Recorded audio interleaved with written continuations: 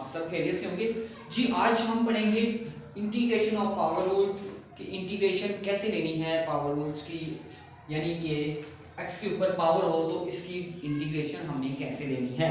तो आपको मैंने पहले पिछले टॉपिक के अंदर डिस्कस किया था कि इंटीग्रेशन में एक जमा किया जाता है, डेरिवेटिव में एक माइनस किया जाता है और इसके अंदर एक जमा किया जाता है। तो उसके अंदर माइनस जब किया जाता है तो कैसे किया जाता है, ठीक है। तो x की जो उसकी पावर होती है उसको पहले लिखते थे, ठीक है, डेरिवेटिव की बात कर रहा हूँ, और x वैसे लिखते थे और उसकी पावर में से एक माइनस कर देते थे। बट इंटीग्रेशन के अंदर हम क्या करेंगे कि उसकी पावर x को लिखेंगे ऐसे ऐसे और उसकी पावर में से एक जमा करेंगे, ठीक। जो जमा किया हुआ आंसर आएगा वो हम बटे के अंदर लिखेंगे। तो जमा तब करेंगे जब आपके फंक्शन के सामने बेस का डेरिवेटिव पड़ा होगा, तब उसकी पावर में से जमा करेंगे। ये थोड़ा सा याद रखना बात कि अभी देखिए मैं दोहराता हूँ। ये आपको मैंने बताया कि x की पावर इंटीग्रेशन और x की पावर n है, ठीक है। तो x ऐसे ही लिखना है और इसकी पावर में से n पावर है और इसमें से एक जमा हो रहा है।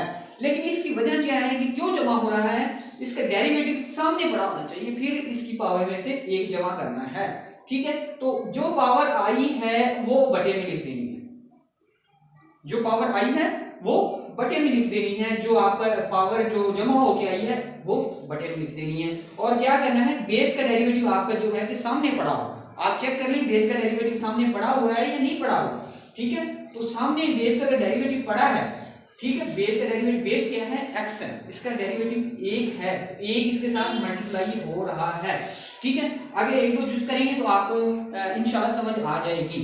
अब क्या है, तो मैंने फिर आपने ये आपका आंसर आ गया प्लस सी कोई भी कांस्टेंट हो सकता है, कोई भी आगे कोई रकम हो सकती है। बट अभी जूस नंबर 1 देखें क्या है, इसका डेरिवेटिव कैसे इंटीग्रेशन सॉरी कैसे लेनी है।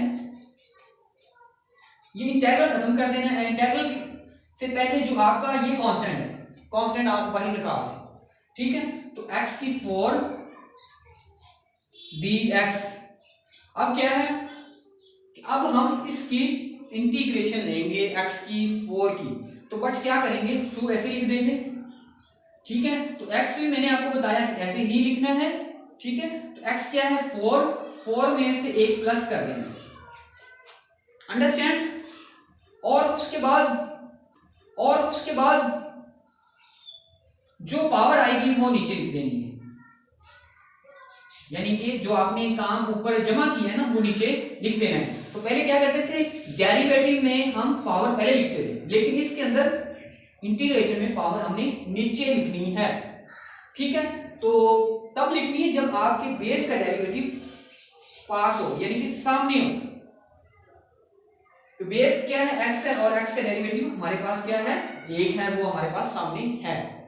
अब क्या है, प्लस इक्वल लगा दें 2x और 5 और ये नीचे 5 और प्लस c, ये आपका आंसर आ गया। अब नेक्स्ट चीज देखें, इसके अंदर और आपको जो मिसअंडरस्टैंडिंग होगी तो बट उसके अंदर और पता चलेगा।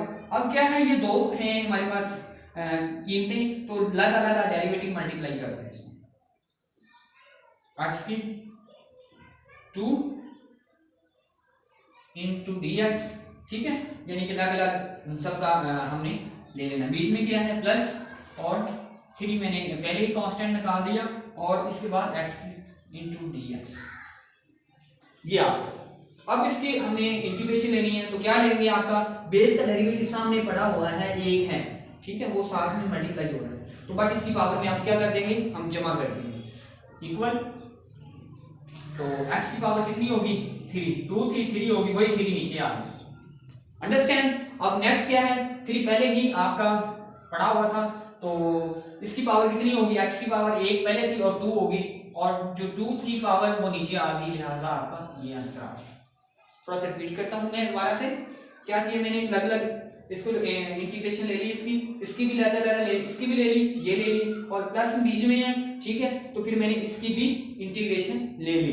अब क्या है, इसकी जब मैंने इंटीग्रेशन ली आगे इक्वल इनकी, तो क्या आया, इसकी इंटीग्रेशन ली, x की पावर में से एक जमा किया तो वो 3 हो गया, ठीक है। उसके बाद नीचे जो जमा हुई थी पावर वो नीचे लिखनी है, ये एक मेथड है, ठीक। उसके बाद प्लस तो इसका कांस्टेंट था, कांस्टेंट ऑलरेडी ही बाहर था, तो वो उसके बाद x की पावर में से x की पावर 1 थी और इसमें से एक मैंने जमा किया, x की पावर कितनी होगी 2 होगी, तो लिहाजा क्या आ गया नीचे भी 2 आ गया है।